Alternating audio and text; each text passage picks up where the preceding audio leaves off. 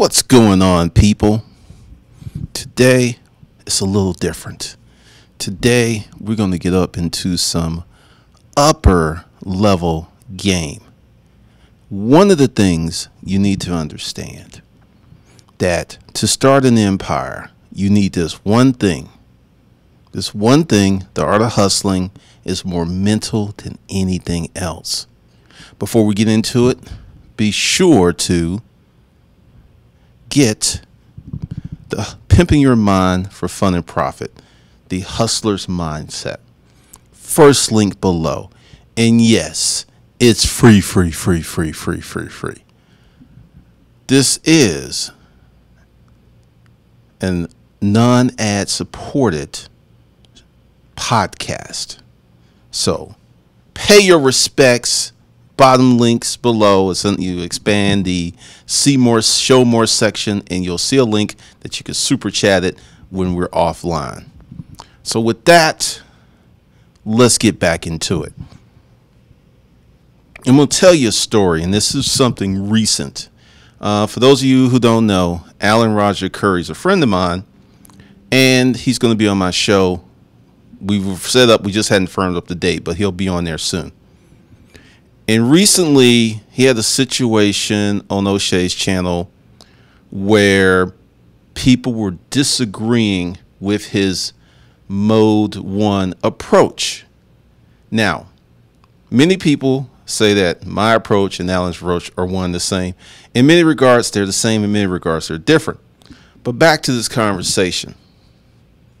Remember this book that I keep preaching, The Power of Your Subconscious Mind by Dr. Joseph E. Murray.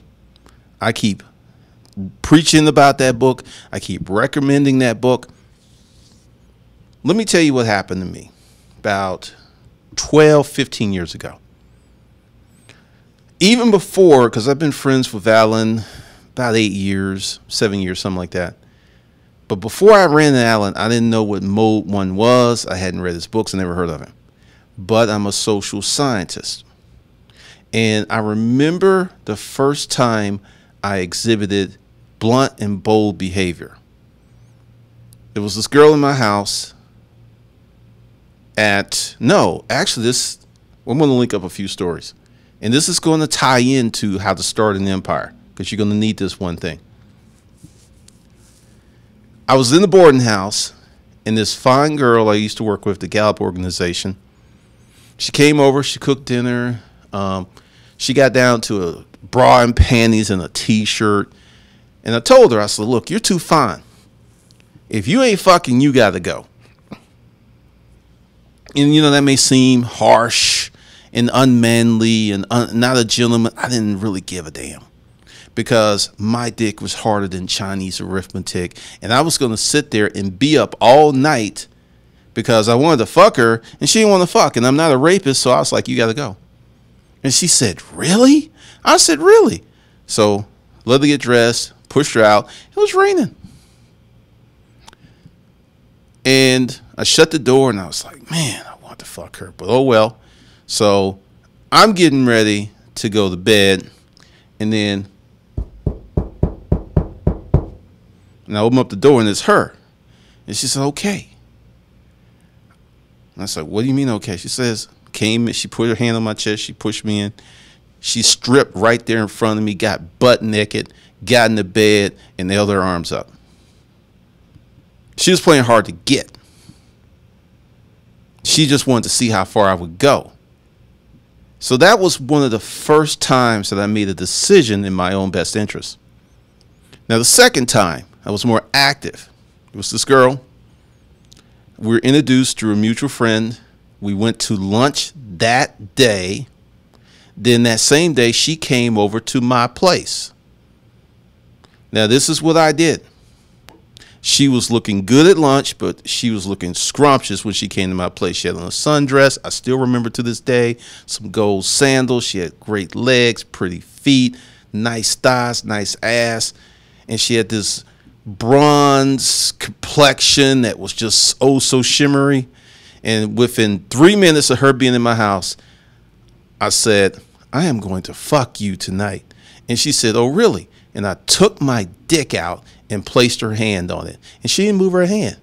And then after that, I scooped her up, literally, because it was in an old house, had pocket doors, picked her up, carried her ass into the bedroom, proceeded to take her clothes off, and fucked the shit out of her.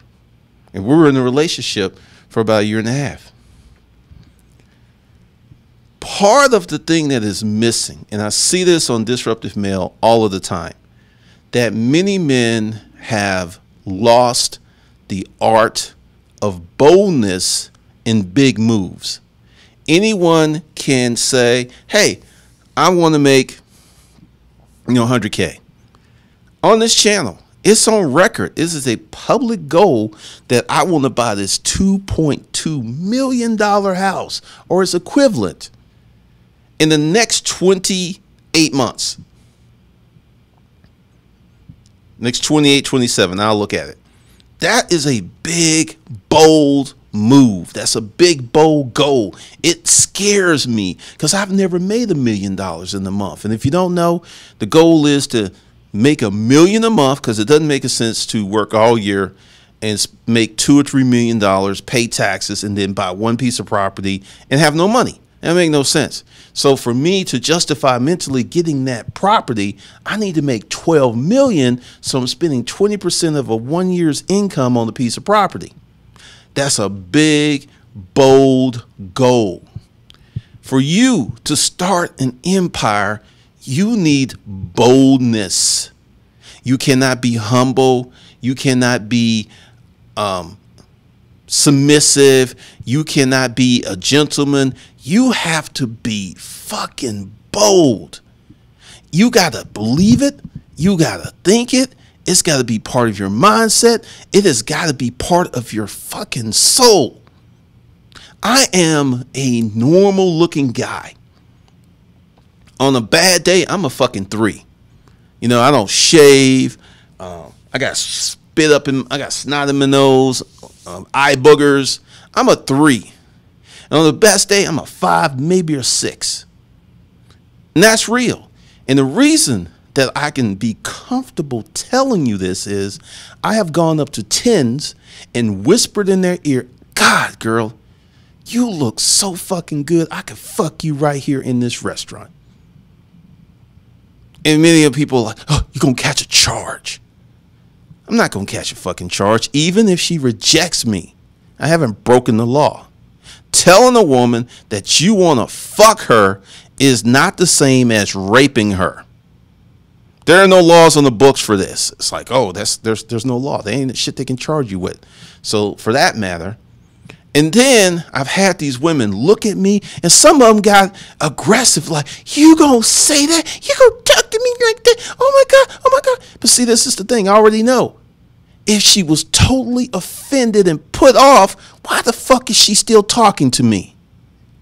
That's the thing. And this is the period where the boldness disappears, because that's like temporary boldness. But she's talking to me. And this is one of the things that you got to understand about women. If you say something provocative, extremely sexual, over the top, crazy, and that woman continues to talk to you, she is with it. The women who rejected me, they were like, not you, no, and walked away. That was it. And I was like, I misjudged, because I go for body language. I go for a lot of other signals I'll get into more on Disruptive Male.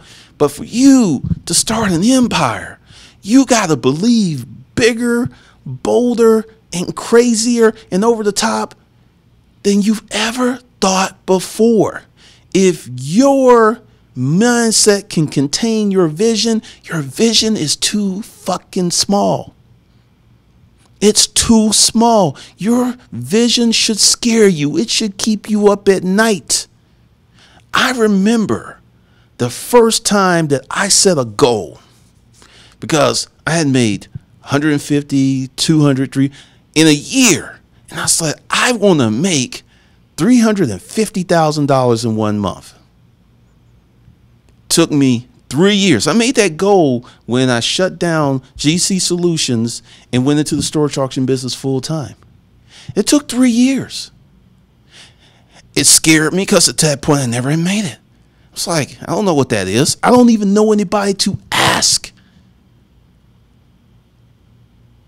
So I put it in my heart, I put it in my soul, I put it in my mind, and I worked very, very hard. And then there was this month.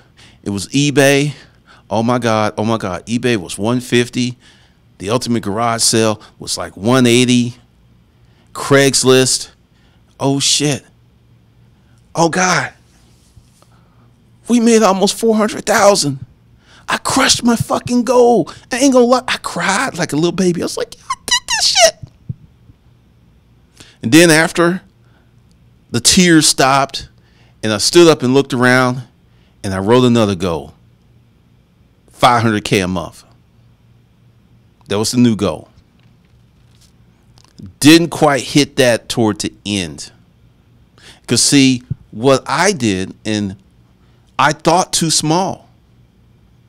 I thought too small because we had that great month. And the next month was kind of shitty. And if I had been courageous enough, because it takes courage to set a goal that you don't know how the fuck you're going to accomplish. It takes courage. It takes heart. Because everybody's going to doubt you. Everyone's going to talk shit about you. And it's just you and your goal. You and your boldness.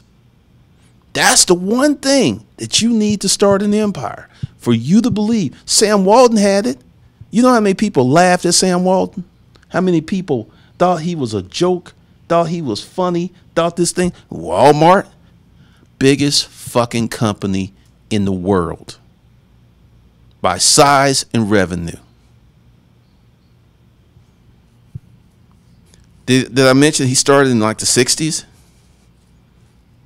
He had that vision. Steve Gates, Bill Gates had that. Steve Jobs had that. Larry Orson had that. Robert F. Smith had that.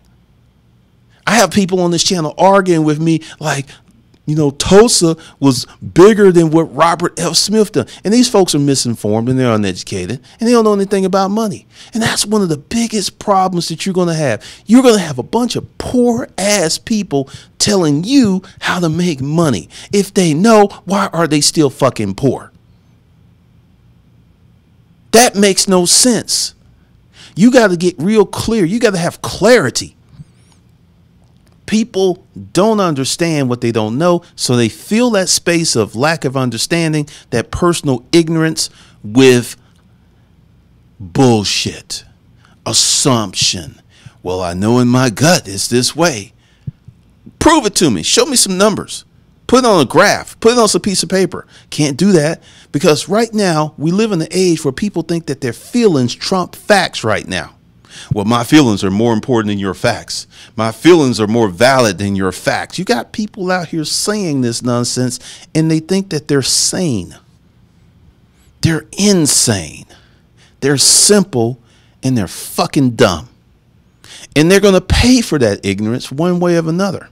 I used to work in the hospital. I used to see people all the time that you could tell back in the day they were hell. They had things going on. And then age and truth and time is going to handle us all. Some of us are going to ride this real smooth because, you know, I got used to the truth a long time ago. You know, I got a situation with this crazy woman. And the truth is, once she left the state, I lost. I fought that fight for 3 years. Then I came to reality and clarity. And I said, okay, all right. I lost this battle, but I didn't lose the war, because losing the war would have meant I would have had to pay this person that we sat down and agreed to have shared custody of our child, who she breached through this agreement through violence. Then I would have had to placate her and pay her money and still not see my child. That would have been losing the war. And right now, she's going crazy because I am not just merely a little better off than when the last time we saw each other. I am substantially better off. Y'all seen the house. Y'all seen the cars. That's a consistent stay in my life. It ain't for 1 month. You seen the office. You don't know how much money I make. You can say, oh, well, yeah, you ain't making that much money, Glendon. But I understand that you're making way more money than I am. I'll give you that. And she sees me getting better. not crumbling up and falling into a heap of a broken man because some woman took my child. Because I believe in my heart of hearts that she's going to pay dearly for that. And it's coming. I think it's happening now. I don't know what's going on, but I have a feeling it's happening because, see, this is one of the things. When my heart was breaking, when she was lying on me, when everybody was against me, I had a plan that was created in boldness. I sat before her and a judge and said, I am not giving you child support. You have no jurisdiction over me. I've never been to New York. I am not sending a lick of paperwork because I do not consent to these proceedings. And they beat me up and they tried, and they even, actually, I had a child support order. But this one judge, she screwed up. Well, she was a magistrate. And I knew that I had her, and she knew that I had her, and she transferred the case to a judge who did her job and dismissed that case because I operated in boldness. And and this is some more to the story. I had a few female friends. I had two to be exact who are no longer friends. One of them said, oh, I heard of men getting their child support dismissed. I talked to 60 dudes who were on child support and asked them this question. You ever? No. I asked man after man. No, I've never heard of this. How do you do this? What strange witchcraft is this? But once again, see, I understood that this woman saw greatness in me.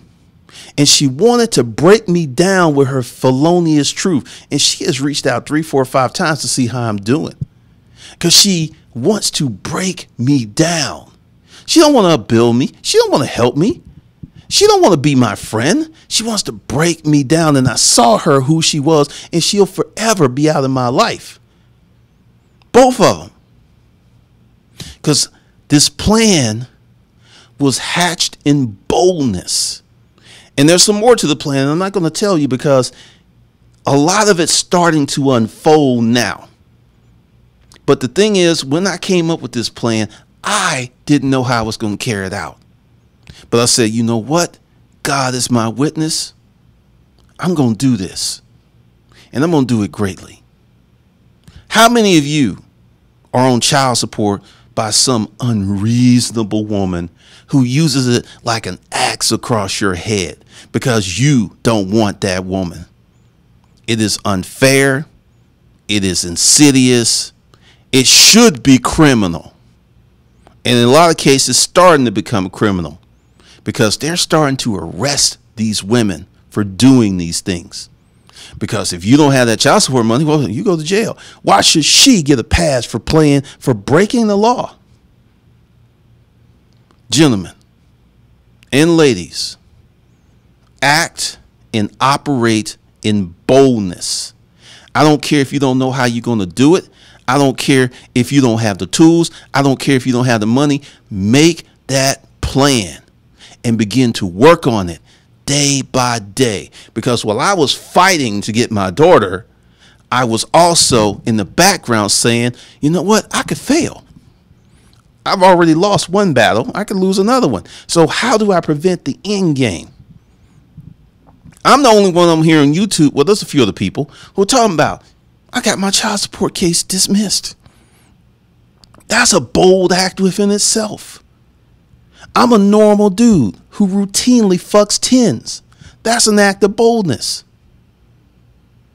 You can do it too if you're bold enough. If you put it in your mind, in your heart, in your soul that you're going to do it. You can make money. You can fuck amazing women. You can have that good life if you are bold enough. And that takes courage. So get your courage up. Get your boldness up. And walk and act and move in boldness to get your empire started. All right. This is Glendon, your hustling godfather. I want to hear your thoughts on this podcast. I want to hear what you have to say in the comment sections. And remember to get your free copy of The Hustler's Mindset, Pimping Your Mind for Success. And also go below, take advantage of some of the deals. And if at least super chat me $25 because this could change your life if you take action. So with that, I'll see you guys in the next one. subscribe, like, and comment.